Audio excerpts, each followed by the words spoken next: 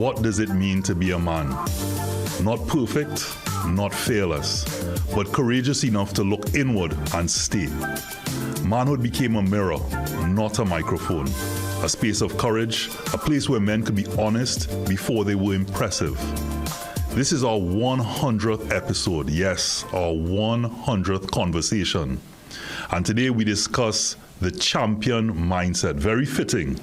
The quiet resolve to rise again, to carry the weight, to become dependable in a world that rewards distraction. A champion isn't crowned, he's committed. And this, our episode 100, isn't the end of a journey. It's proof that becoming is a lifelong practice. So let's get on with it. As this, I want you to introduce you to our, what I call our champion huddle. So, to my right, Johanse Ayodike. Why are you laughing already? Because I happy. 100, but at 100. Right. To my right, Johanse Ayodike, behavior change consultant. To his right, the one and only Dwayne Bravo, Sir Champion, the champion himself. Really, it's been a while trying to, you know it. And but really happy to have you here for the 100. And to his right, Jason Julian, First Citizens Group CEO, but here, obviously, most people might know the other hat that he wears is in motivational speaking. So a lot of insight here. As I say, it's a champion huddle. So, gents, the champion mindset. A lot. I'm not going to go to tears. Normally other people go to tears, but it means a lot to reach a milestone of 100. Yeah. This wasn't something that was easy from the start. It came about as a result of, we saw the levels of domestic violence that were happening in Trinidad and Tobago, and that young men didn't seem to have an avenue to simply talk. And men were speaking, Caribbean men, for example, you would hear your brethren talk and you're going home and telling your girl, or you're telling somebody else, boy, and you're really looking at it from an example of, I'm glad that is not me, as opposed to really being there for your brother, being your brother's keeper. And as we see on this show all the time, we're not speaking on behalf of all men. We are few men speaking to all men and hoping that they listen. And by 100, I mean, you think that we know something, eh? Mm-hmm. Yeah, we know something. We know something. So we've spoken about all sorts of topics, from how girl like it, to how we like it, to horn, to this, to that. I mean, we've had things where we've had people talk about how they bench you over and they spit on your back and all. I mean, because that is how. Including the other part, we talk about men who a man was here who said he tried to commit suicide, and he spoke about that.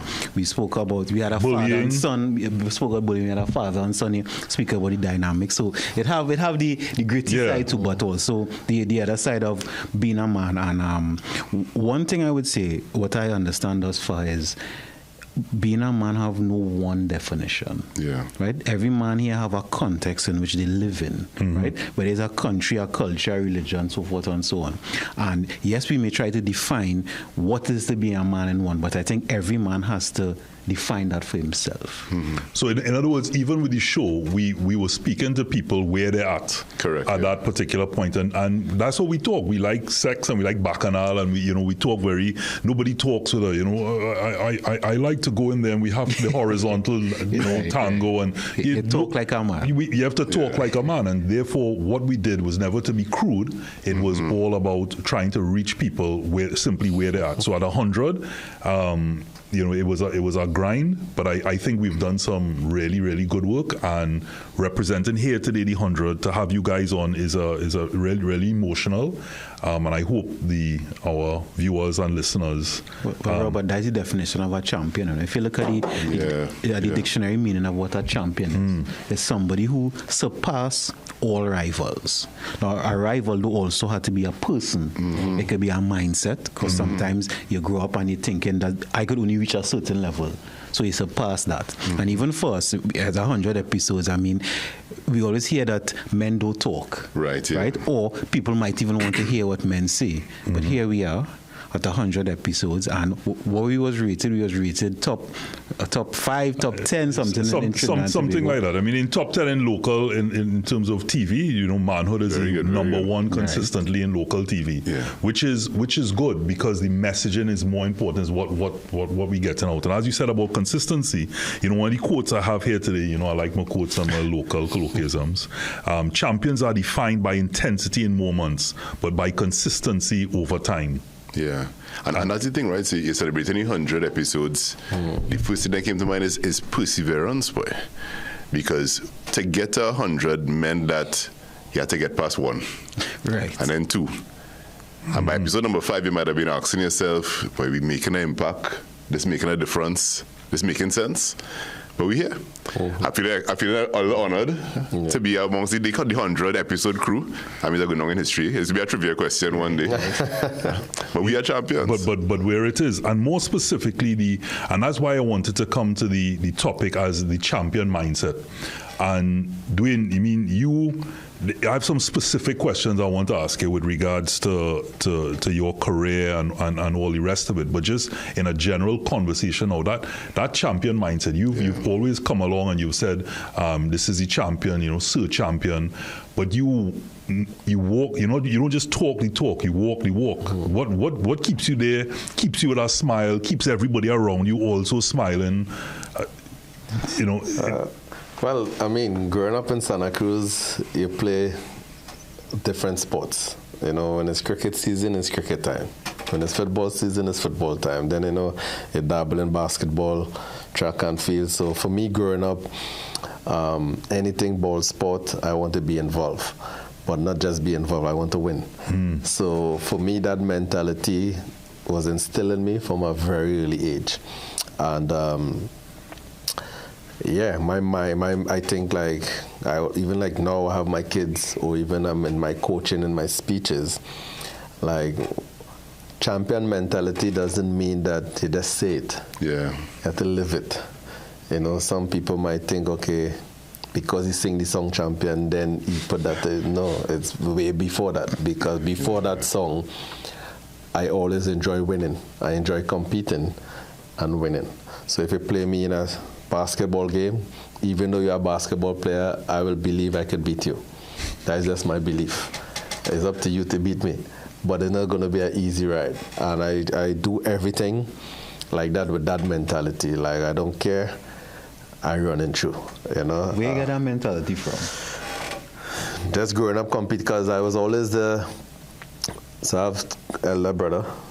I have cousins who are older than me. And back then in Santa Cruz, I was 7, 8 years old. My father used to be that guy who in the village, he had a pickup. So you pick up all the teenagers and, bring them into Port of Spain to go to Harvard coaching clinic. That is where my cricket journey started. Right. But I was always the smallest. And I remember one time I was I think I was 6 at the time, right? But the rules in Harvard, it had us to be 7 and over to join. So my dad joined one line, right? They told him I have to come back next year. But to him, next year is too far. Mm-hmm. So what he went 3 lines down and changed my date of birth, right? He changed my date of birth one time and make me 7. And eventually when I started, they put me into under 10s immediately because I was already advanced in my age group. So I was naturally gifted, and again, within my peers, they are older, but I still want to compete and beat them, show them I could bat better, bowl better, and all of these things. So that came from there at that early age, just trying to be the best. And so I grew up with that. So there's, as you're saying that, there's this other quote. I have a couple. So bear with me, I love quotes. This one is, a champion doesn't wait for confidence. He builds it through discipline. And that in a lot of what you said there, that confidence also would have come with that discipline of putting in the work, because as you and I would have discussed before, people just see the glitz and the glamour and all the other things now on social media, but they don't know behind the scenes the amount of work that you put in and would have put in even then, because at 7 or 4-7, because I've been together. You know, you're there beating 8, 9-year-old, 10-year-olds with a level of confidence, but also like you said, not being naturally talented, but you still have to put in the work. Yeah. Because they will have, in every field, they will have, it's like a Kobe Bryant. You look at him and his Mamba mentality. Like, there will be basketball players who are actually quicker than him, you know, could jump higher than him or whatever, but they might not achieve what he achieved because of his mentality. You know, he has that Mamba mentality. You see a lot of guys get injured or niggle and limp off and can't play. Like, I play with so many injuries, you know, like a little niggle can't prevent me from not playing a game. Whereas some guy get a niggle and you see the functioning. Like I was saying to somebody today, I remember last year, just before CPL, one player was practicing in the Oval. And he said to me, man, she looking up and saying, man, the sun's so hot. Like, so I watching him like, what the you talking about his sun hot? Yeah. Like, seriously? Is that cricket team playing? Like, I was like, yo, nigga, getting snow now. I said, how old is boss? He's like 25. I said, let me exchange age now. I said, I wish I could be 25 again. I said, like, you guys like cricket, you don't love it. So there's a difference. There's a difference between love and like. I say the same thing like with the girl. Like, you cannot love this sport and then come to practice at 10 a.m. and talking about the sun hot. Yeah. That's, for me, that is like, nah, you can't reach nowhere, boss. But how did that fella receive that, seeing that you are telling him that? In terms of where you want to aspire to be, is like you are that. You know, so him, did you see a transformation or just a brush off? It shake him up because, again, it has so much experience where I see like so much talent here, but guys take things for granted, and they're just happy to be right there. They ain't mediocrity. They ain't care to see what down the road waiting for them. They're just happy with this. They're happy to be in CPL, travel around the Caribbean for 6 weeks. They're good. You know, because around CPL time, it's a hype time. You go in nice hotels, they get a few gears, that's it. And then when CPL done, what happened? So like one guy messaged me and say, Champ, what it is I have to do to get back in TKR team? I said, you are getting TKR team? I said, so I'm the West Indies team. I said, you studying TKR? I said, you want to come in TKR and do sit down on the bench and wear a bib? Brother, I don't see people at your age playing for West Indies now. All the mindset need to change. Like, CPL is 6 weeks. Cricket playing right 10 months of the year, boss. Right, true, yeah. On the world stage. Like, so I just figure, like, a lot of people settle for mediocre. And I can't deal with that. I don't like mediocre. I don't like average. And I don't like you to give yourself the best opportunity as much as possible. And if it didn't work, it didn't work. So, you know, there's that saying, success is a number of failures. And as much as you have that champion mindset, and I think a lot of us here in that resilience and that keep going no matter what. And, you know, there's always that thing that don't expect the results for the work that you didn't put in. And so if success is a number of failures, even though you always want to win, there can only be one winner. But yet still, so how do you then deal with those losses and to keep getting back up and to keep dealing with it, especially one back then, but even more so at this level where you have literally millions of people eyes on you? So you have to be honest with yourself, right? The most important thing is being honest with yourself, right? And I have a philosophy. It's better to try and fail than fail to try. So you give yourself the best opportunity to perform. And that comes with preparation. Like you do your research, the opposition, what you need to do. So everybody have different style of how they prepare, how they go about things. For me, practice is very important. And when I practice, I don't practice because the coach said to practice. I practice with the same intensity like I'm going to play in the game. Because when I do it in practice, when the game starts, it becomes a walk in the park. So, and a lot of times I bowl in the pressure situation, in the death, as they call it. That is between winning and losing. Yeah, when I come on. Yeah. Trust me, I've been in the Oval a couple of those occasions. I'm being like, what the... But then he has come to the, you know? That is it. So you have times in my career, like if I play 10 games like that, I will lose 3, but I will win 7. Correct. Right? Become a ratio will always be better because I practice that first. Yeah. So if I know Pollard in my team, I will give a scenario to Pollard in the nets. Yeah. 6 balls 14, 6 balls 15. And I have to try and contain him. But I know he's one of the best in the world. So if I contain him, when I come into the game and I come up against somebody else, I'm not flustered because I already do that in the nets the day before. Yeah. So it will have the days where it didn't work, and I will accept that it did not work. But it did not work because of lack of preparation. It just didn't work on that particular day. That day, that guy was better than me. Okay, no problem, but it'll have a next time. But it will not be based off lack of preparation. But I guess even in the losses, there's a step back and try and examine, well, what I could do differently. So the coach talked about failure, but it's not really failure, it's lessons. You know, so every time there's a failure, you step back and say, well, what I need to calibrate differently? What this guy had that I didn't have? Is it a work issue? Is it a technique issue?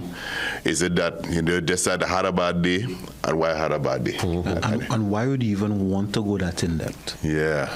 Right? Yeah. And that I'm asking you. Yeah. So you see how you said you gave these scenarios, so you should be prepared, and you're saying you're analyzing a certain way. But why? Why even do that? Why even want to do that? Why I want to analyze? Yeah. Because I don't want to be in a position again like that, and they make the same mistake. Or when that situation occurs, you panic. You know. So again, even like in my coaching, like I will try to coach players real time what they will face in a match. You know, so like one of my senior coaches, Otis, you know, I call him the new generation coach. I said because in their style they are more textbook and they are more traditional, whereas the game has evolved and changed so drastically that it gone past their style. So for him now, when he work with me, we complement each other in a way because he's traditional, I am new generation, and we merge together, right? And that is what is important because the things, his strength is the technical aspect of the game, you know, the organizing of practice session and scheduling and these things. My strength is the real time, what you will face. What you need to do when the game on the line, when you want a bowler under pressure, when you try to bowl a ball and the guy hit it out the ground, what do? Bowlers get flustered. So you don't change your plan based on a bad execution or the guy play a good shot. You accept it because he allowed to play a good shot. You remember he come up against good players also. You know, whereas some other coaches might be flustered, like, why you bowl that ball? Why you do this? Why you do that? You know, when we talk, because we're going to go to a break, just now, but before we go to the break, as we talk about a champion mindset, for those, I mean, with the advent of social media, everybody knows most of what you do and what is happening. So it's in all aspects of your life. We see that champion mindset. And of course, like you said, in the same way you put in the practice and you go in the nets and you bowl people like Polly, etc., to prepare, there are other aspects of what people see, whether it be a singing career. I mean, you're no Kes, let's be honest, but yet still your confidence. You ooze this confidence when you go out there, and in everything you do, you say, hey. So therefore, when you do that and you take the song like the song Champion, for example, any other song that is followed has been a hit. People sing it, you know, whether it becomes a jingle, it, you know, people sing it, and there's always something that follows on from that with this. I can do this. But we just know, is that true? Do you have that champion mindset in every aspect of your life? Everything I do. Everything? Every single thing. All right. You know, just like, you know, I think if Dwayne see, I don't know, what could be the hottest woman in Trinidad or something, he tell himself, hey, there's no reason why I can't get that woman, or I cannot be, if you want to come with a road match. And my thing is, it's not, some people may say, well, is that stupidity? No, it's confidence, and he's delivered, and that's what I'm saying. Is to how do you get that confidence, that level of confidence, and and saying to be able to put in the work, because you're putting in the work to back it. You're not just saying, I'm coming out with this. You're willing to do what is necessary to do that. So I have a couple specific questions to ask with regards to that. We take a short break. We're talking about a champion mindset or the champion mindset. Visit Tire Clinic Marketing, New Truck and OTR Tire Service Center at number 30 and 32 Montrose Main Road, Chabonas. Call today at 665-8973 or 672-3419. Alignment services available. Tire Clinic Marketing, Truck and OTR Service Center. A tire for every need. Struggling with blood sugar swings, high blood pressure, or stiff joints? Take control with Aja Nutrition's powerful wellness trio. Berberine Plus supports healthy blood sugar. Blood pressure support helps keep your pressure in check. And Joint Aid keeps your joints moving so you can stay active every day. Don't wait. Choose Aja Nutrition for trusted, effective solutions. Available at Pennywise and leading pharmacies nationwide. Feel better, move better, live better with Aja Nutrition. Trinidad and Tobago Carnival presents, for the very first time, at the Carnival Village, Queen's Park, Savannah, Port of Spain, Chutney Soca Monarch, the semi-final show. Friday, 30th January, showtime, 7 p.m. 25 artists. RG the band, one stage, one night. Only 10 go to the final. Absolutely free to the public. Call 868-468-8728 or email southexevents@gmail.com. CSM 26. Tune in to Betterments with host Bass, Monday through Thursday, 12 p.m. to 3 p.m. for a program that educates and is solution-based. Bass tackles the issues that matter to you, providing a platform to speak your mind and find solutions. That's Betterments with Bass, with a focus on education and resolution. This is all about making things better for you. So if you want to make a difference and have your voice heard, tune into Freedom 106.5 FM and join us for Betterments with Bass, Monday through Thursday from 12 p.m. to 3 p.m. Better for you. Only on Freedom 106.5 FM, where we believe that your voice matters.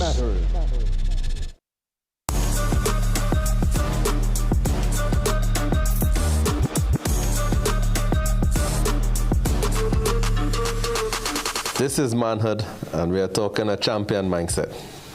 Right. And you have the champion here himself, Jason Julian and Johanse. Episode 100. I have to keep saying that. It's the milestone. I can't believe it. I can't believe it. It's a big feat. And Jason, so far, tell me from your point of view, what is a champion to you? So a champion to me is someone who, in a sense, is resilient in all aspects. And I use that word deliberately because life hard. There's facts. Life hard. So it very easy to crumble in life. It's very easy to accept that, you know what, I can never reach. But I think the champion is the person who says, you know, and not because somebody else told them, but because they made a choice. Somebody who made a personal choice and decision that, listen, I'm going to do that. Right? It might be hit 100 on a cricket pitch. It might be 300 episode of a podcast, but you made a decision in your mind, and that belief and that decision, staying with it and executing. And to me, a champion is someone that no matter what you face when you turn the corner, you're not bending from the decision. What helped shape your resilience? I would say a sense of faith, a sense of strong belief, and a sense of willingness to put in the work. Faith and belief. Yeah. There was a talk I went to when Lyndon Balcran launched his book. Right. And you had spoken about, was it 3 steps or 6 steps? There was a I can't remember the specific topic. We were talking about a couple of things, right? So one was I think the number you're referring to is the 6-word story, right? And what a 6-word story is a simple tool, and the same way how we kind of trying to find ways to describe who we are, it is a way to describe yourself to yourself, but in your own personal slogan. Okay. And it acts as a guiding light on some days. So for me personally, my 6-word story is winning with a smile and grace. And I might be 6 words, but it's late. But the objective of it is that you have a reminder of who you are. And the 6 word story can evolve over time. So when you go through different journeys and chapters of life, you may then be redefined as a person. Okay. Right? But I have a strong belief that I could win. That's like my colleague here. I genuinely believe I could win. But I mean, I think I could get 100 on a cricket pitch in an IPL match. But I believe in the arenas I compete in, I go and win. And it don't matter what I face in the arena. That's an important thing. 2 things. One is everybody, because sometimes we look on social media, we listen to different people, which is good. Of course, having advice and talking to men who know different things from you is a good thing. But I think having and formulating your own strategy, right? So Dwayne spoke about his strategy. You spoke about the 6 word story, right? Everybody, sometimes people listen to music and that will pump me up. Sometimes people pray, sometimes meditate, so forth and so on. But it's really finding, and that's where I think you said being honest with yourself. Yeah. Being honest with yourself about why you're really doing something and what really motivates you, and sometimes don't try to be like somebody else. Well, see, as you said that about being honest with yourself, there's a book that I've just finished reading actually called Start with the Why by Simon Sinek. And it was very profound for many a reason. I mean, it is Simon Sinek after all, but the start with a why is very much, what is your why? Because if you're if you need to be very honest with yourself, because if you're not honest with yourself, then you're going to lose passion, just like you said about the fella and his son. What was his why? If his why was, hey, I want to play for TKR, or I want a gold chain, or I want to have a nice car, then that's not going to drive you to the hard times to do like you do and come out way before. Like, you hear about these fellas like Cristiano Ronaldo or like you said, Kobe Bryant. They're the first on the pitch and the last to leave. And they're there even on the days off. Or you hear Michael Phelps, 365 days, twice a day for 365 days, he's training. That's what it takes to be the champion. And if you're not willing to do that and your why isn't centered or you're not driven enough, then you're always going to fail at some point. And again, another quote is, the real test isn't who you are when you win, but who you become when no one is watching, which is what we're talking about, when no cameras are on. The work that you put in. Like, for example, until now, I didn't know about the story with Polly. The fact that you would go and bat against him. Again, for what most people see is just when you're on the pitch and, well, in typical Trini or global fashion, if, there was a term that we had on ManHOOD by one of the guests, and it was termed, we are, in Trinidad and Tobago specifically, we are what we call fashionably unimpressed. So, I like that.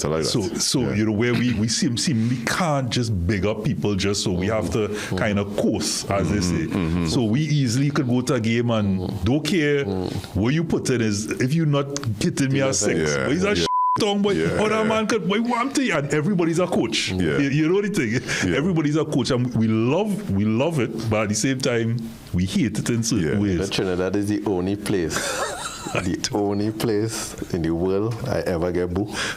Exactly. I can believe that. Never. I can believe that. But Jack Warner, when he was FIFA vice president, used to say, he said that he could go all over the world and is respected like royalty. But he comes down here and the only thing he hasn't gotten is a tap. Like somebody a clout him and say, what's going on with you? Fashionably unimpressed. Nobody. So then in Trinidad, we really had to be champions then to really put you in check. Put yourself out there and be a success. Be a champion. We are a place that we like to vilify our heroes and see them fail.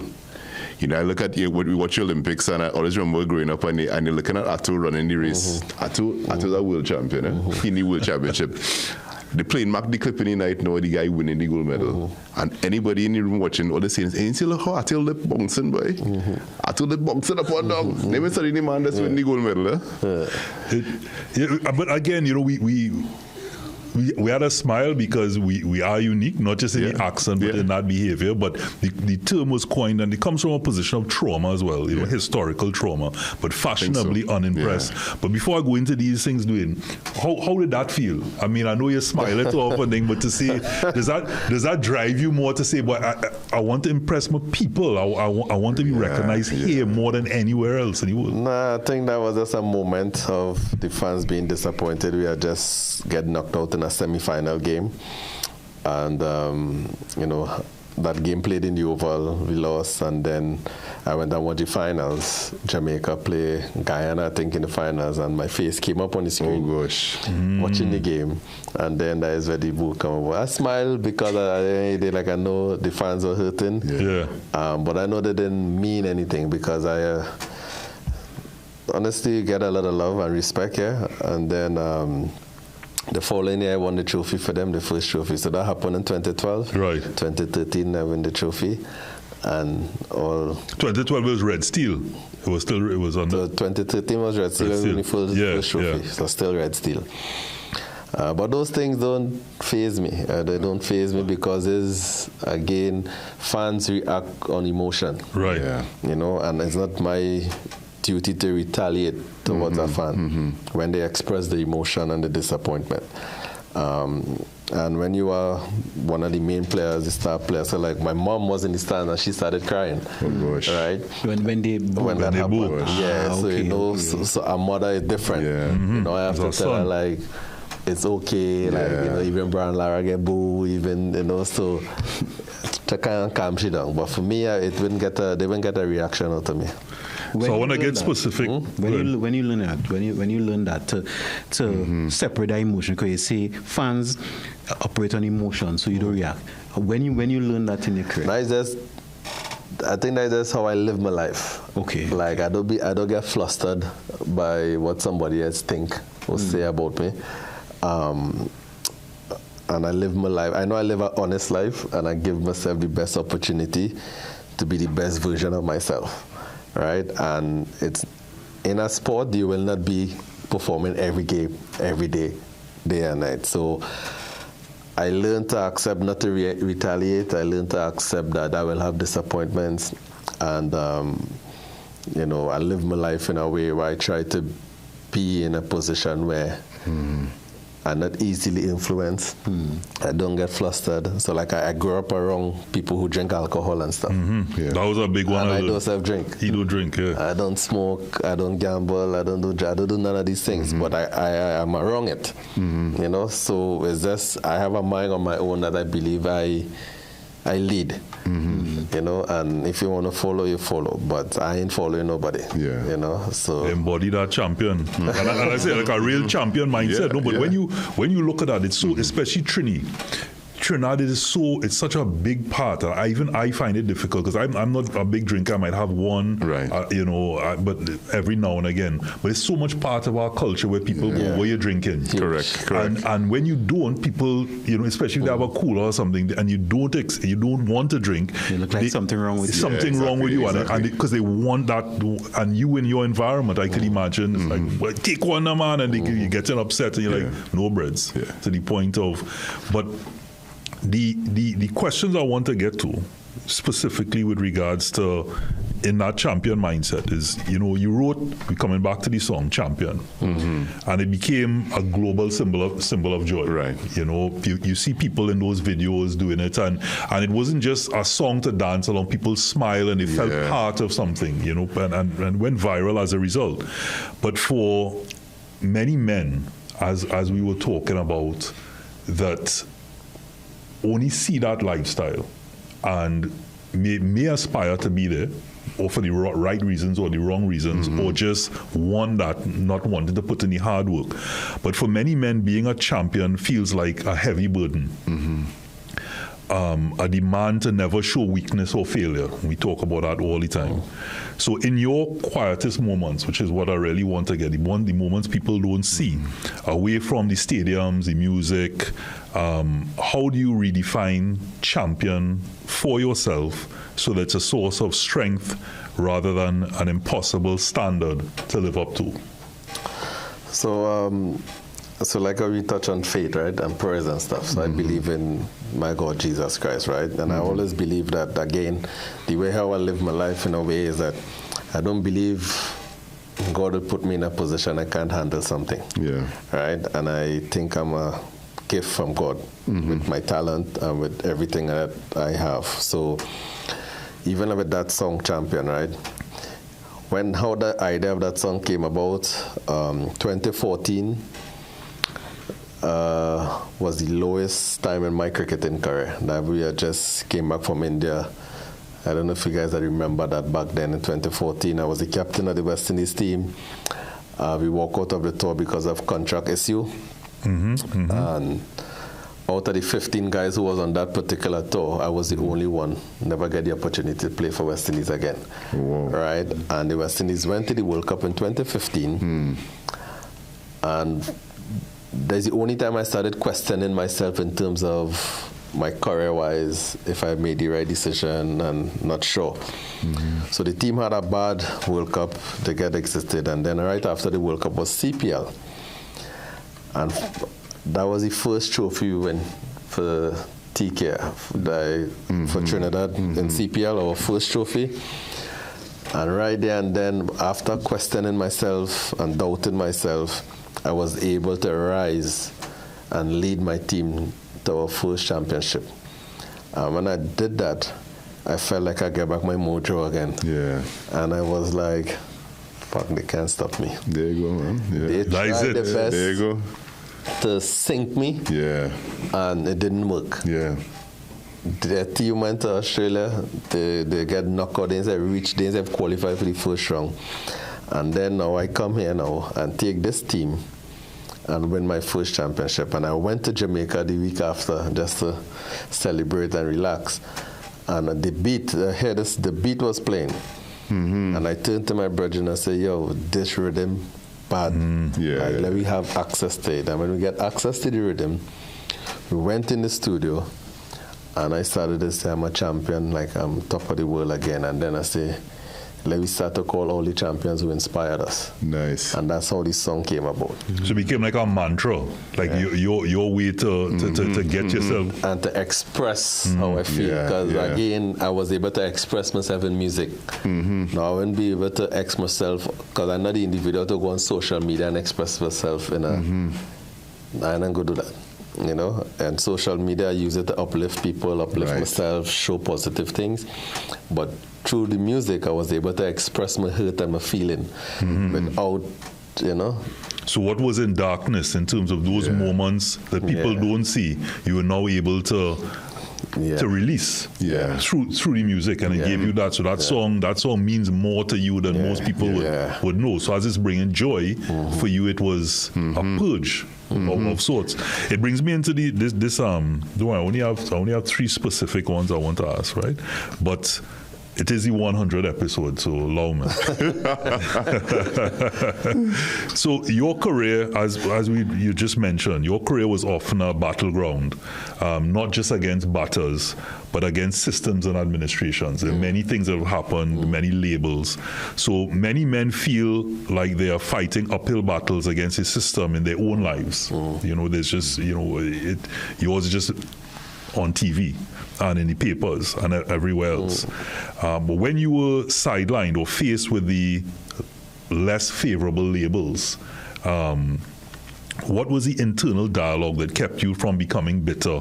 And how did you protect your passion for the game and in life when the business of the game tried to take it away? And I know, and I'm using the game, yes, because that's what you have most fame about, but in other aspects of your life.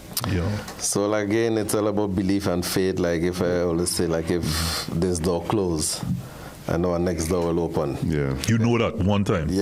But then I will start to have my conversation as to why that door closed.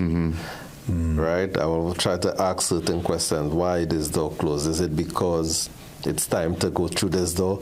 Is it because it's danger in that door now and I'm being protected from this door? So I go into real details as to if something happened to me, I go to the why. Why this happened? Okay. And in that introspection, so you immediately know that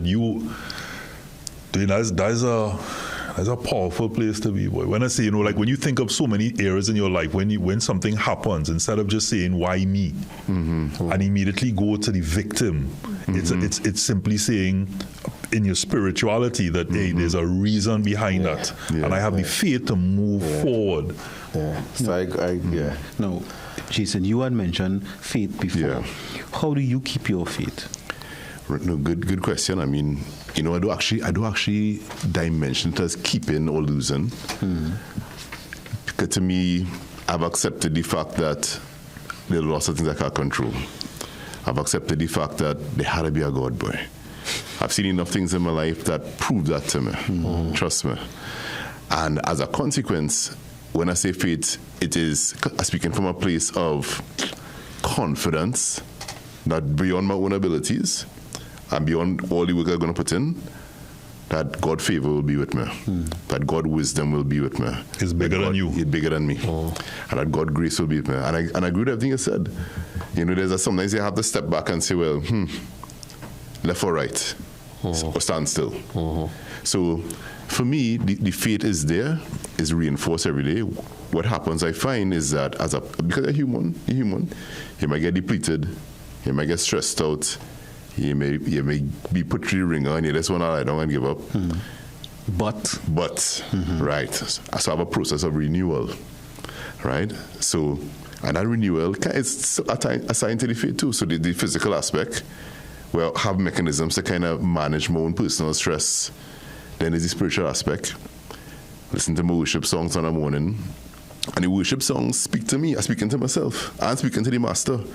Because, the lyrics of those songs are all faith. They're declaring, this will happen. There's a testimony. So you're constantly reminding yourself and speaking to the atmosphere that, hey, I could get past this. And then there's a genuine belief that, once God with me, I'm doing anything, I do any work, of course, but once He with me, I'm doing anything, and I'll get through. I'm hearing this, and what's coming to me as I'm speaking about that. I know this is not a spiritual conversation, but we talk about the champion mindset and who is the boss. Yeah. As I always try to tell people, I said, God is the boss, everybody else is pretending. And many a time when you're on that road or you're speaking that, people may say, but look how you're living your life. And then I would say to them, listen, I might be living a perfect life, but there's my grandmother used to say this all the time, judge ye not. Yeah. Because it says judge not unless thee be judged. Yeah. And therefore, if we to go into it for a moment, the reason Jesus came down to the earth, he sent his only son is for sinners. Yeah. So you are open to the repentance and the always trying to do better. Yeah. But that's a whole other conversation. It's something that's very dear, and I'm loving hearing you gentlemen also talk about it with regards to, rather than most people now are trying to run from it and embracing the spirituality, because whether you accept it or not, God is boss. Coming back to you for the last one there. You've recently transitioned from the man on the pitch taking the wickets to the men Let's start that again. Rewind. You've recently transitioned from the man on the pitch taking the wickets to the mentor behind the ropes. As we've seen, especially in this, I know we'd seen Kits, you did something very similar, but this TKR, this CPL, it was full on. And even recently it is Dubai, right? So you're now helping others to do it. So for a man whose identity was tied to his physical peak for over 2 decades, what was the hardest part about for all I could say is killing the player to let the coach be born? And how did you navigate that shift in your ego and your sense of purpose? And when I say ego, I want to be clear that a lot of times we use the word ego and we put it out like it's a negative thing, and not realizing that there's 2 things that drive us. There's the ego and there's the heart. Yeah. Right? And if there's ego involved, there's no heart, but it's not a negative. It's just which part of you is driving you. So when I ask in that, how did you navigate that shift in your ego and your sense of purpose? I wanted in that context. So basically, I was already preparing for it. Right. I know I had a very long, successful career, and I was at peace knowing that, okay, the time is coming, and I never wanted to be that person where I hold on for holding on sake, or, or be pushed out. I go out on my own terms, and I already put things in place for when that day come and I said, okay, I'm no longer going to play, then I'm getting involved in coaching, because in my last, I was always that type of person to always try to help the next person. Yeah. And for me, I'm not insecure. Yeah, I'm not insecure about my position. I'm not insecure about we competing for the same position or we similar in age. I'm not nothing like that, because I always believe a voice for you is for you and a voice for me is for me. So for me, while as a player, it's like I will always try to coach the other person, advise the other person. So when I know that my body can no longer physically manage the workload of playing, okay, now I go into this coaching mentorship role, and it becomes easy for me to accept it because it's something I was already preparing for. Where people struggle is they retire and then it's like, what are going to do now? Yeah. Or when them young boys come and give you some talk. Yeah, they're now thinking like, what am I going to do now? They lost. And again, because it was natural for me while I was playing, I was like mentoring players and showing them the way. So it's a very smooth transition. And TK obviously is a team that I built from scratch, and I'm amongst my peers.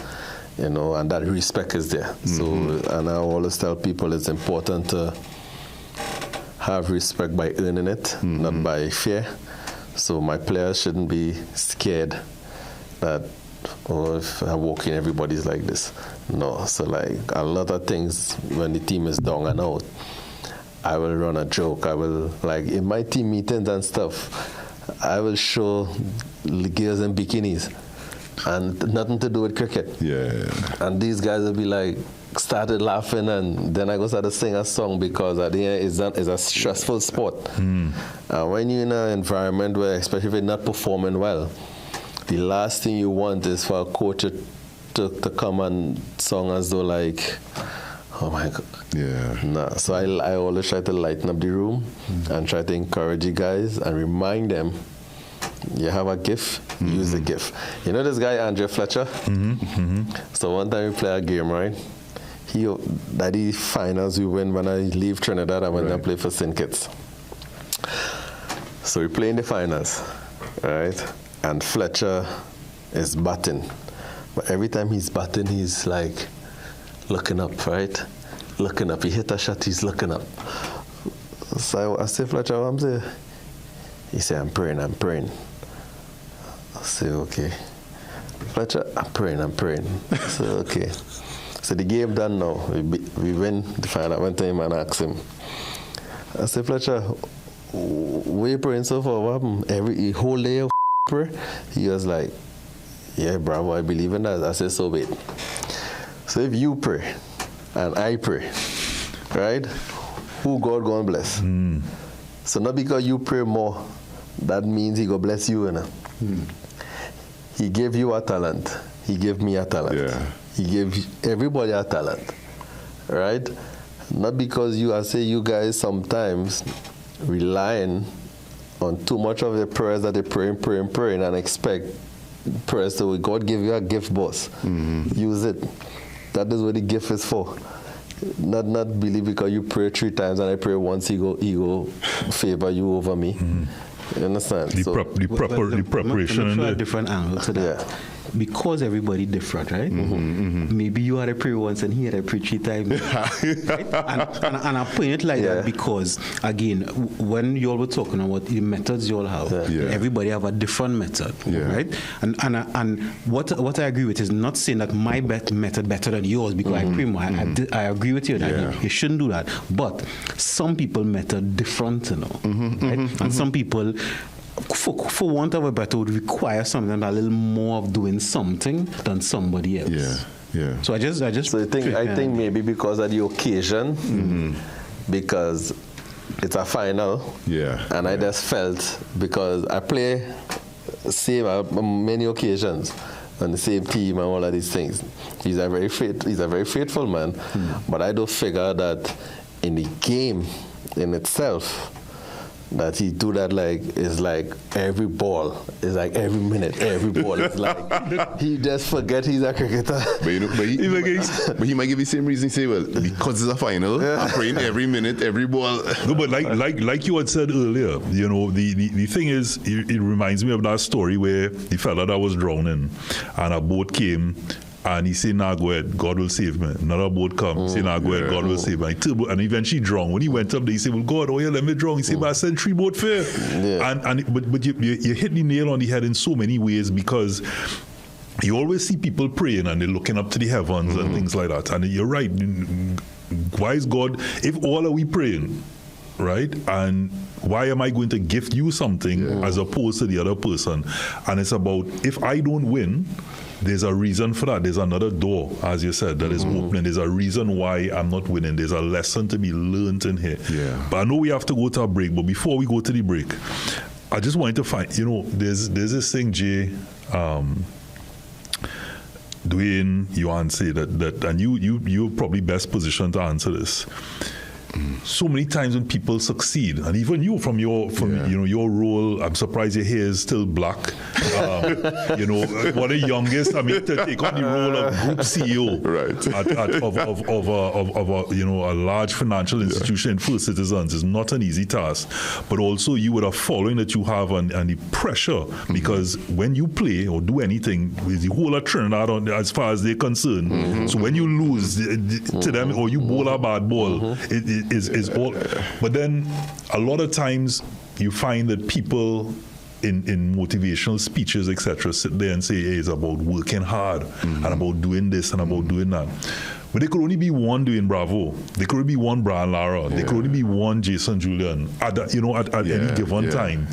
And I wonder how realistic sometimes or relevant that specific advice is to someone, because no matter how hard, the truth is, no matter how hard you study, no matter how hard you try, no matter how much work you put in, it doesn't guarantee you the success. And yet still in your own environment, you still have to be a champion. You have to be a champion to be able to trust that this is your purpose and push through in that particular environment, which might not be, your calling might not be. So I might not be, my calling might be a David Letterman, or I just saying, I'm at 50 now. I get it ain't happened yet, I still have time. Well, maybe, and Robert, I think that's a real good question, because being a champion and listening to both of you requires, I'm using this loosely now, hard work, right? But we often hear the cliche all the time, work smart, not hard. Now, I'll give a perspective. I listened to a preacher, I think it was T.D. Jakes or one of those guys. They were saying that it have 2 things you could do. You could do the good thing or the God thing. Right? And sometimes, if I just give an example, if God say, I'll write down some of these things today. If God say, go and talk. If God tell you, go and talk to a youth, right? But you say, I want to go and feed the poor. Feeding the poor is a good thing, but that is not what God tells you to do. And I even can say personally, in my journey, even finding my path, sometimes I realize, with the faith, you really have to listen. Sometimes you want to be a champion in a certain area, right? And it is a good thing, but it's not really the thing for you now. And I've often had clients who come to me and say, well, I'm fighting so hard in life. Why I had to work so hard and somebody else don't need to? And made me realize that sometimes what you're working hard in is not really for you. No, you could be good at it. And as Robert, as you say, you might be the champion, and sometimes you're not the champion because that is not the thing for you. And that ties into what you were saying about being honest with yourself.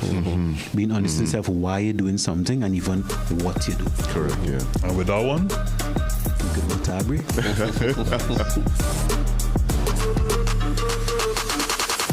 We are your your one-stop, most convenient, most helpful, most caring community pharmacy. Our pharmaceutical services include dispensing medicines, repeat dispensing, clinical governance, but we also have a fully stocked convenience store featuring our refreshment aisle, grocery lane, personal care products, toys, pet supplies. We are most conveniently located out of the traffic, just 2 minutes off the highway in Heartland Plaza, Endeavour, Chaguanas. Contact us on 220-8705 or 470-5938 and visit us soon.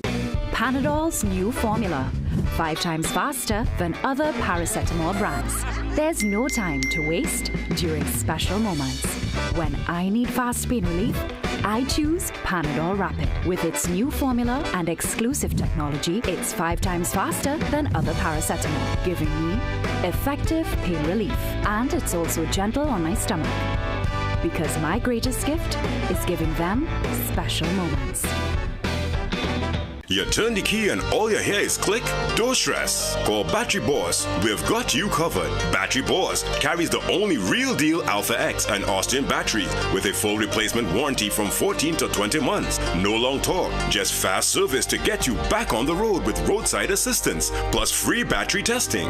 Check us out at 99 Southern Main Road, Couva, right next to the KC factory. We also sell car accessories and are open from 8 a.m. to 5 p.m. Call us now at 275-7074. Battery Boss, we've got you covered. I'm falling in love with him. I know, Sophia. I didn't want that man to harm my daughter, Fausto. I swear I didn't. You're stuck in every fiber of my being. That's your problem, not mine. I like Sophia Allen more than I've ever liked anyone before. The man I married isn't the person I thought he was. You never get rid of me. I'm in love with you. Don't miss the gripping drama Cabo. Sundays at 8 p.m. only on CNC3.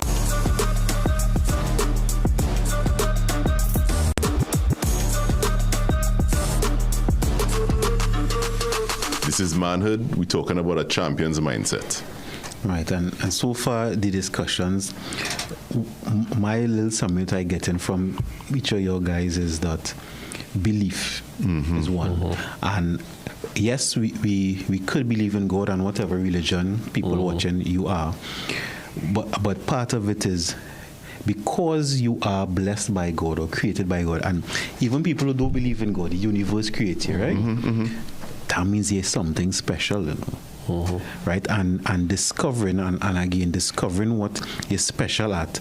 For me, sometimes you don't just get by divine inspiration, but you have to start to try things and do things. And some of those things might work out exactly how you want it.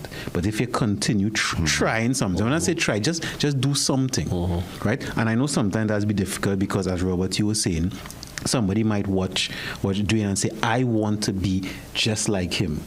But it's impossible, you know. You could be the greatest cricketer in the world, but you can't be Brian Lara, you can't be doing Bravo. You have to be you now. Right? But that's hard sometimes to connect with because you're looking at this figure. I want to be Ronaldo, I want to be Messi, right? I want to be Jordan, but you could only be you. And I'm saying that again because the people who become popular, the people who become themselves, wasn't really trying to be nobody, you know. They pull inspiration from them, but they wasn't trying to be anybody. Tell me your thoughts on that. No, I think you're right. So the way I see it is, you said it just on Rob Boy, that, you know, part of it is your purpose. So if you think about, I work in an organization, you have a team. Not everybody could be the captain of the team, right? You need a man to wicket keep, you need a man to bowl, you need a man to bat, you need a man to field. So if the guy who fielding, I'm not cricket player, football. If the guy who fielding far at the outfield say, nah, I want to be the wicket keeper, it can't work like that, right? So I think part of it is, in a sense, your purpose.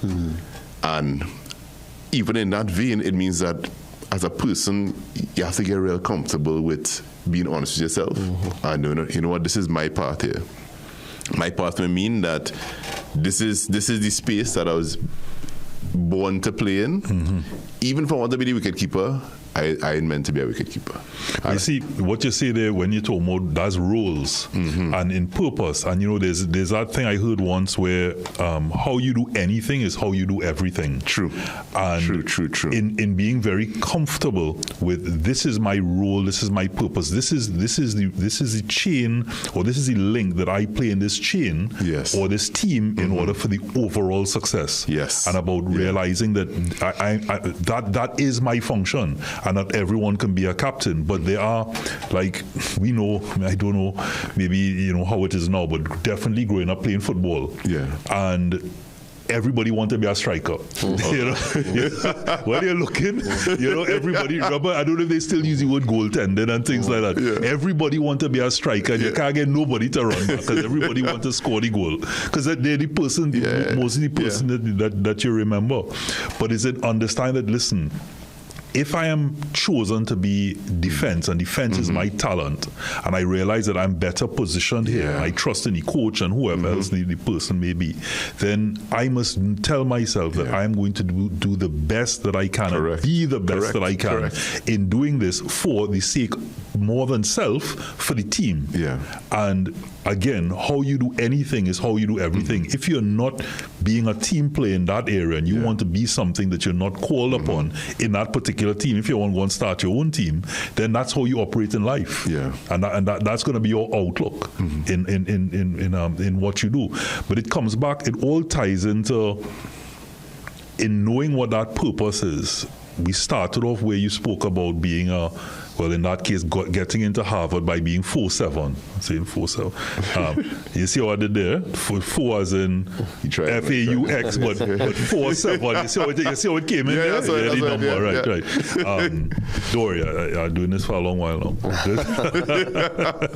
But I'm saying that at that point, going into Harvard, we did not get the impression, any of the story, that it came from any positions of trauma, because a lot of times people are driven to win and to be the best, because they never want to go back to a position of poverty, as you see so many of the top footballers. In your case, it was recognition of that talent, and your parents, your dad especially, recognizing that talent and nurturing that talent. And so I want to come back to, in that mindset, how can one tap in to know in whatever their role might be? Because like I said, I might want to be a footballer, but I can't kick a line.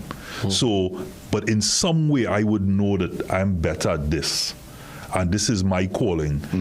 And how do you, one, know, and how do you commit?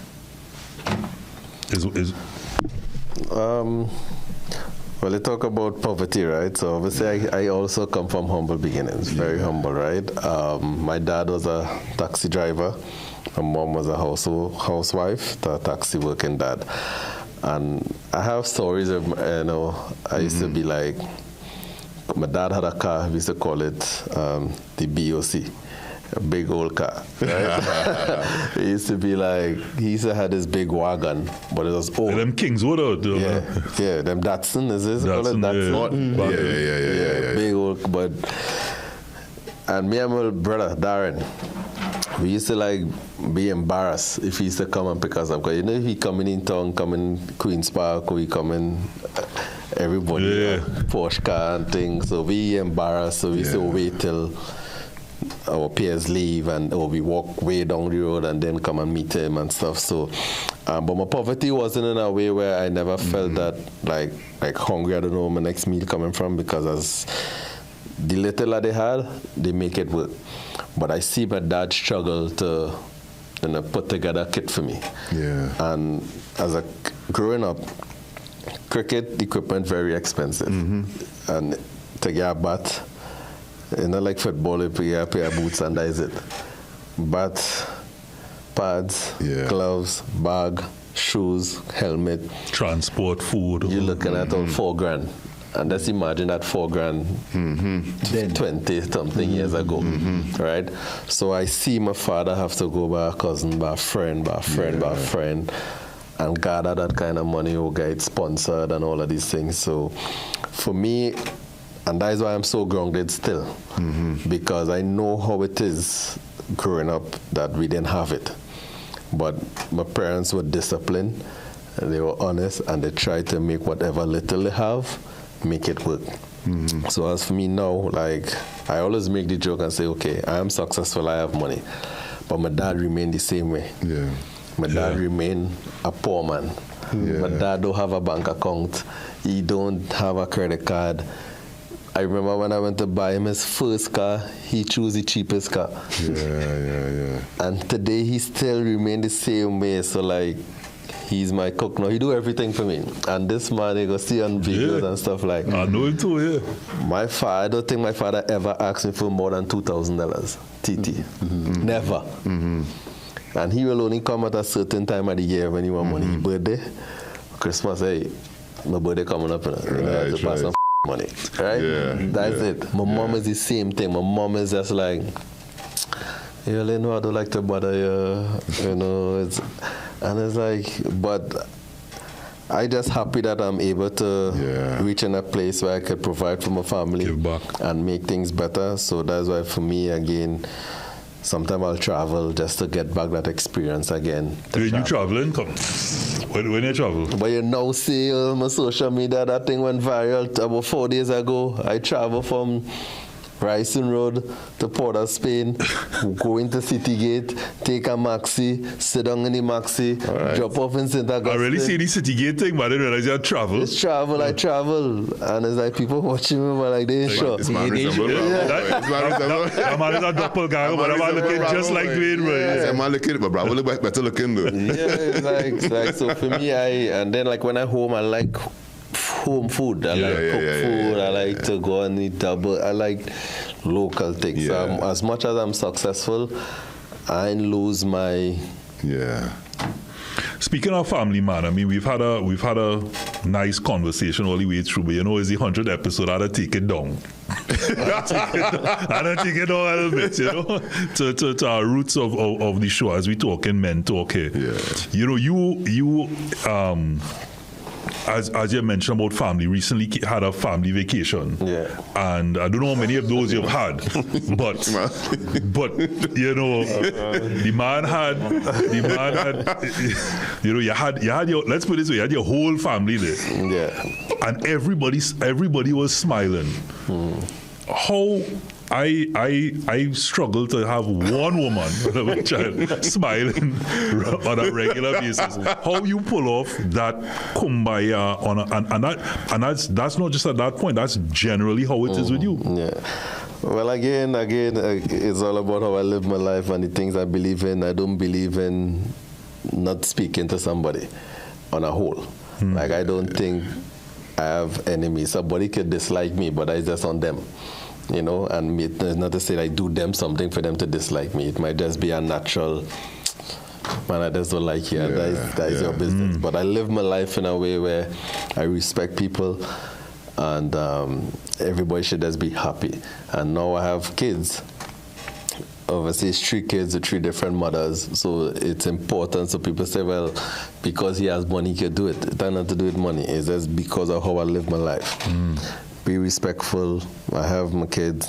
I want them to have a relationship. I can't send for one and not bring 2, or send for 2. I understand. I'm happy that I'm able to afford it, right, and give them that opportunity to experience that. But I also have to commend the mothers because they are very mature enough and understanding. You know, and I don't, again, it's not to say I favor one over the other. This is what it is. This is my life. This is my job. This is what I'm doing. I'm away from home. This is how I want my kids to have a relationship. And it's important for the mothers also to have that, because at some point in time, 2 of the kids might end up by one mother, you know, and the other mother have to be comfortable to know that, okay, your son or your daughter is with this, you know, so. But everybody tried to figure it out, but for me, it's easy because, again, everybody should just be cordial and respectful. Just be happy that your standard. What are some of the mantras you have? What are some of those things? Because, like you said, I mean, you have money now, but you didn't have it all the time. And you know, most people you talk to who have come sort of rags to riches stories, you'd always say, "I'm not going back there," and they will do things to make sure I'm not going back to that. But what are some of the things that you continue to tell yourself, from whether it be going from player to coach to just in life to whatever that next step is, even after coaching, because you're also an ambassador, sports ambassador for Trinidad and Tobago, flying the flag out there. What are some of those things that will, you know, if there's not a book coming out at some point, that people can listen to, and like I said, they're not going to be the next Dwayne Bravo, but they can understand the champion mindset, so they can Dwayne Bravo-rise their own lives. I think it's important to be a good human being, right? So I always tell my kids when I speak to them, like, the day I die and pass on, I must be remembered as a good person, not a good cricketer, not a good entertainer, a good human being. So I strive on living my life in a way where it is, I just be good to people, be respectful, try to help as much as possible, give opportunities without looking forward to something in return. Like, I will blindly help somebody. If I can do it myself, I might know somebody, I might say, "Hey, Robert, I need a favor, X, Y, and Z." And because how I live my life, no matter who I call, they will take my call and they will try to help me in different ways. Because if somebody call on me for help, like, I'm not even going to think twice, you know. So again, it's important to just be a good human being, be a good person, wish well for others. You know, and that's why I think even like our music industry, I just don't think they live good. In cricket and sports, it's like the Pollard and the Puran and these guys. If you hear these guys' stories, they all get a break and they start through me, because I was the first. Obviously, Lara's Lara, but IPL started 2020, when Lara done long retire. So I was the first one from Trinidad to go to India and create an impact. So what I did now, I say, hey, I have some guys that work in Trinidad there. Kyron Pollard, come up. You know, Dwayne Smith from Barbados, come up. You know, Nicholas Puran, 17 years, come. You know, give them the opportunity, give them that break, and now they become superstars, and they now do it in return. You know, so Akilu sang as of Pollard, and you know, so I don't find I see that in the entertainment industry. Genuinely, they will do it, but they want something in return, or unless like. I'm not seeing a entertainer really doing a collab with you who never do nothing. But if you have a big song, then they come into you. You understand? They ain't holding their hand and take it. Like, so for me, it's just like, boss, one life to live, small world, just create. If it wasn't cricket, what would it have been? Whenever someone asks that question, it's hard to answer, because cricket is all since I was 5 years old. So I don't think I could do anything else. You know, even in school and things, I used to say, listen, school is not for me. So I dedicate my life to cricket. So sometimes I have conversation with parents. You know, they put a lot of pressure on the kids, right? And I will tell them, like, you have to know your child. You have to know there are some people who could balance academic and sports, and some can't. If your child can't, then you have to understand that. But if a child is good in sport, you don't beat them to tell them academics, because at the end of the day, it's just as I say, their calling mightn't be to be a lawyer or a doctor, but their calling could be the next cricketer, the next whoever. But what would you say to the parents who is listening on here now and is saying to themselves, okay, well, I could see my son has more of a talent in sport, but do they do they do like yourself or Lewis Hamilton, or you see a lot of these parents where they've given up everything, and there are those success stories about people who have given up everything to support their child, and they go on to become whoever they become. But what about the ones who don't? Like, what is some word of advice? I think some parents, most parents, not some, even myself included sometimes, they always want their kid to be successful, and most parents want the kid follow their dream, the parent's dream, not the kid dream. You know? So, and again, even when I have conversation with parents and kids in the same forum, I keep reminding them, like, your child passion will be your child passion. It will not be your passion. So as much as your child passionate in this and want to do this, but let's say you are a swimmer, you want your son to swim. You encouraging him to swim, but your son won't play football, but you pushing him to swim. Use another analogy, you know.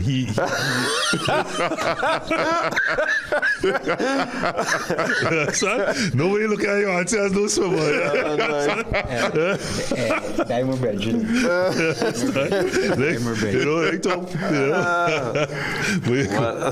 I just find parents, there should be a balance. If we could do it, Lara did both, Marshall did both. They have the success story of people who do both, but then they also have the success story who couldn't do both. You know, and they have to understand that. But I will always say, if it is, you better be good in one, and dedicate your time and energy to that. So if you choose sports, then give sports everything. Because if you give sports everything, it will give you in return. And vice versa. And if you don't, is that showing like the person you said who was saying about the sun hot? That is a reflection of what was your why. Your why just wasn't there. So somebody like that, I know he in reaching he go always remain club level. Well, at least in cricket, because you never know. He might be playing cricket because he was made to play cricket. He could be playing cricket because he just wants to be popular. If you understand what I'm saying, that's his why. Wrong reason. And for you, Jay, you know, in that same vein, I know you have your 6 words that drive you. But what would you say again to other persons aspiring to in this case academics? So we have sport, we have academics to say, okay, well, aspire to be at the top of their game and do it. And still come here and smile and look not look stressed at all, you know. And what are some of your words of inspiration? Not your closing, but just you know, to persons looking on to say, okay, how do I get that to be like that? I've done my degree or I'm doing this, but I'm not. So I liked a lot of what you said, and it resonated because there's a block of wood I have that sits on my desk that has one inscription in it, and it says, "We rise by lifting others." So the stories they told there is exactly part of my philosophy in life. That, and I don't view it as academics. I view it as this is what I was meant to do. I can't swing a bat or a bowl, but I could manage in the boardroom. I could manage in Babylon, but I don't go into it saying my ambition is to be CEO. I go into it saying, you know what, God gave me these talents. I owe it to be the best I could be every day. But I do it with humility. So people get chained up and think it's the job title, and they create an identity around the job title. So I know a lot of people who fall into that trap. They get the title, and the title becomes them. Nah, it's a job. It's how I monetize my talents. But the monetizing the talents doesn't mean that's me. It's this piece of me. I like to run, I like to go to the gym, I like to go and hike every once in a while. So that has to be part of your mindset as well too, that life isn't one thing. Life is this whole collection of things that we have to get right. The family important. So I brought you into the hiking. Where I introduced you to pickleball now. Pickleball is the next. Boy. Is the next thing. I know I could take doing any pickleball or the hiking. So we come into the. I like that, Jason.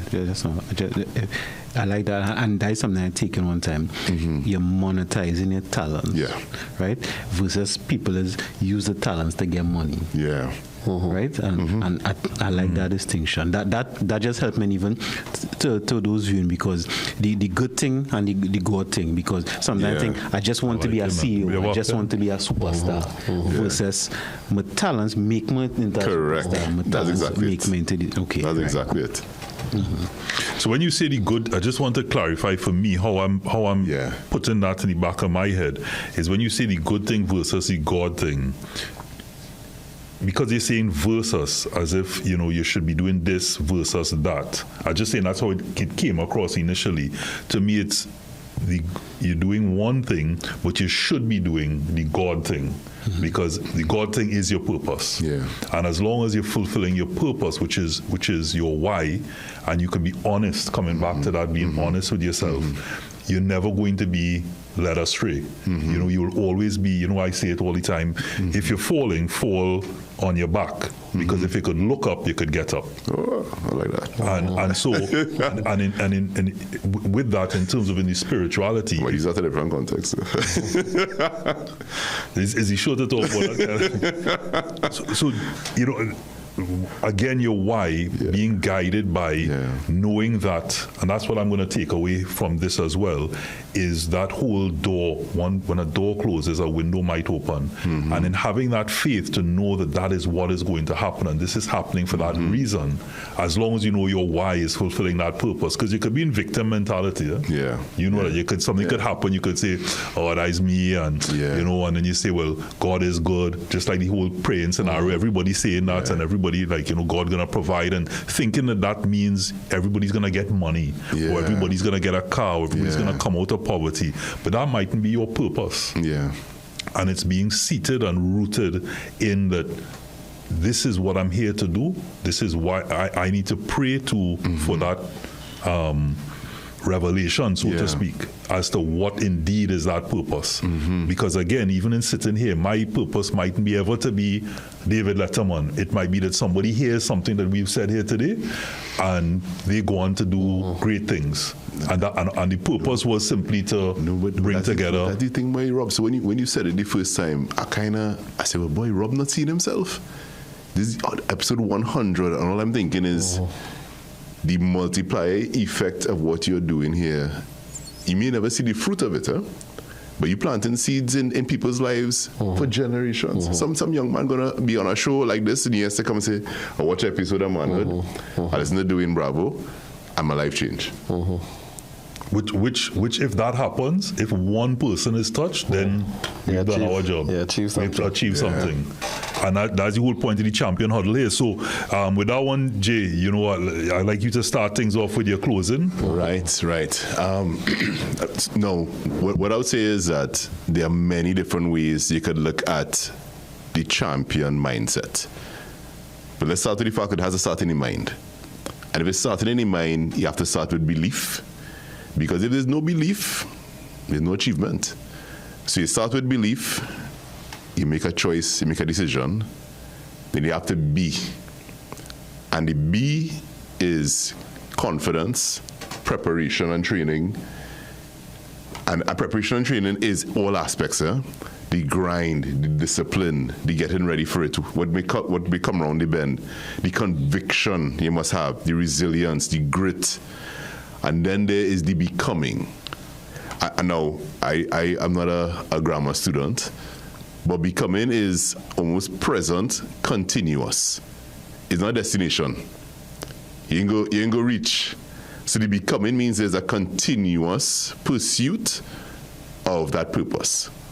And as you mature, you evolve, you grow, you shape.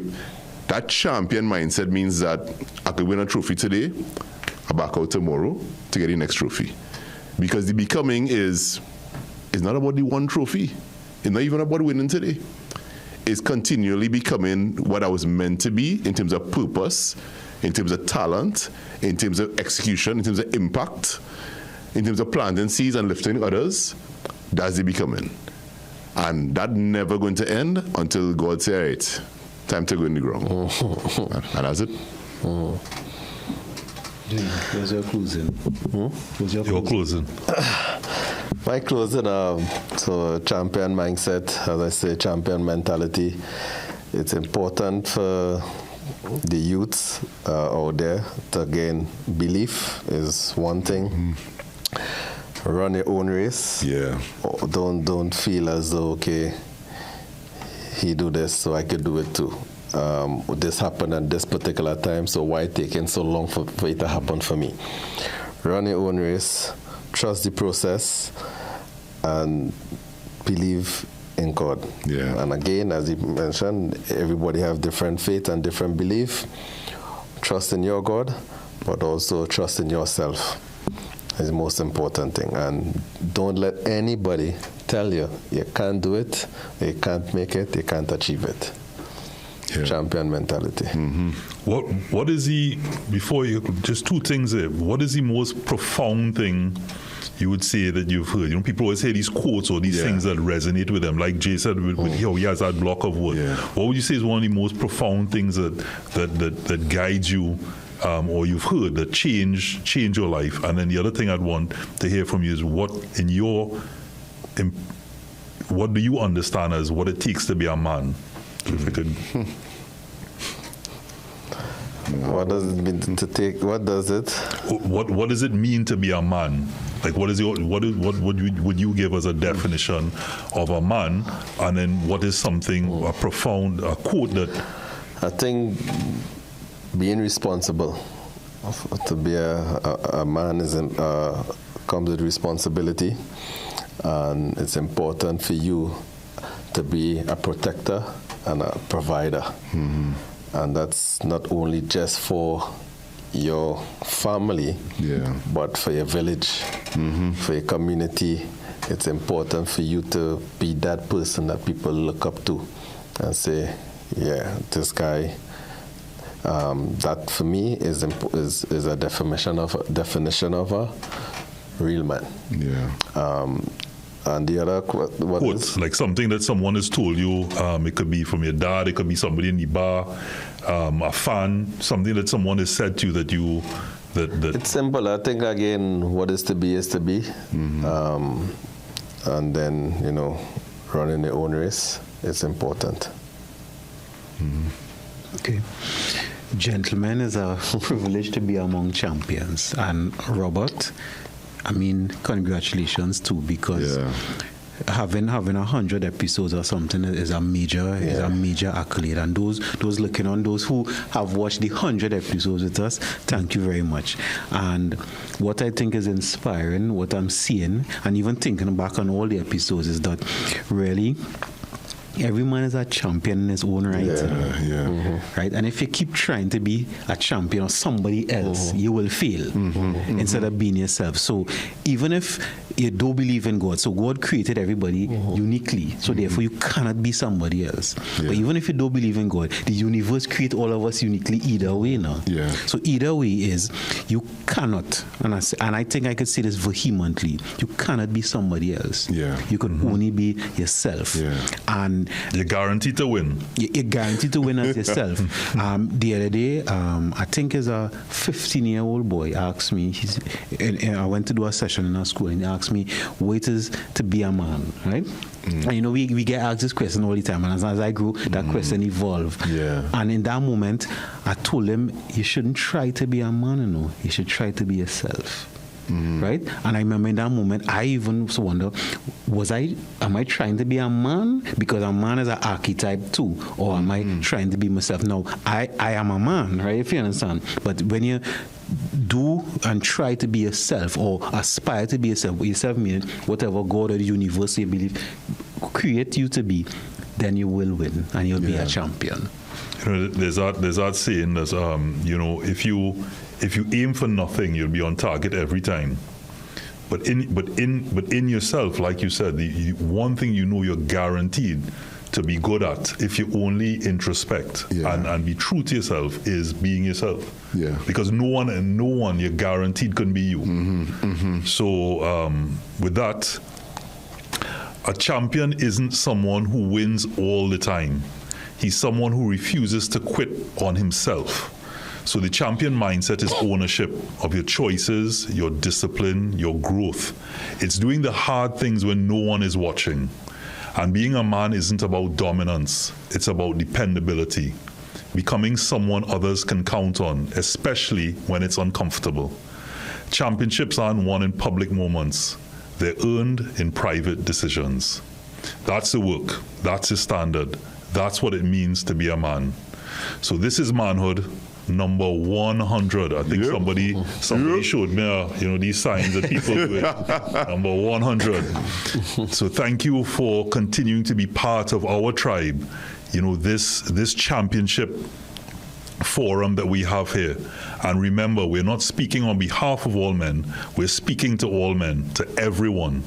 So I'm delighted once again, and not just to reach that milestone and to have, being privileged and honored to be among so many persons who have really influenced my life and inspired me in so many ways. And I hope that we have done that, even if it's just one person that we've touched.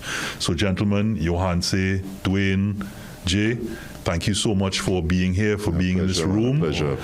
It's an honor to sit here with all of you, especially once again for this milestone. This is Manhood, episode 100. I know I'm going to say it over and over again. It has to sink in at some point. Topic, the champion mindset. Manhood, brought to you in part by Solomon Bespoke.